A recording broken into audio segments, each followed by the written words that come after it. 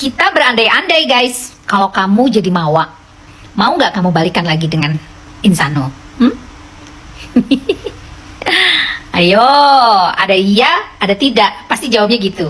Ada yang berdasarkan agama lah, harus beginilah, harus begitu. Ada juga mempertahankan harga dirinya, karena harga diri itu mahal, tidak bisa dicabik-cabik dengan merelakan suami kita berdampingan dengan wanita lain.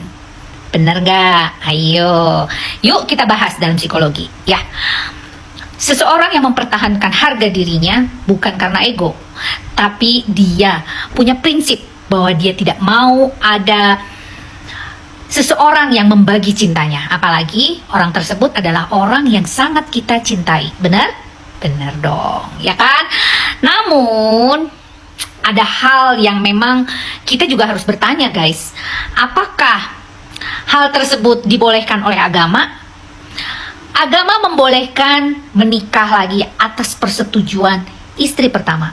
Tapi apabila tidak ada persetujuan dari istri pertama, artinya dia melukai perasaan istri pertama. Setuju? Jadi kembali kepada individu masing-masing guys. Ada orang yang memilih prinsipnya bahwa oke, tidak apa-apa, saya menerima kekurangan manusia tersebut, karena manusia tidak luput dari kesalahan. Ada juga orang yang no, saya tidak mau, karena hati saya sudah tersakiti, dan atas nama anak-anaknya, anak saya perlu ada bapaknya. Oke, gitu aja. Gak jelas kan? Coba kita hanya berpikir aja, kembali kepada diri kita masing-masing, ya atau tidak. Kalau Anda bertanya kepada saya, kalau saya tidak, saya tidak akan mau kembali kepada seseorang yang sudah berkhianat kepada diri saya. Karena jiwa raga kita sudah kita berikan yang terbaik untuk dia, tapi dia mengkhianati cinta kita.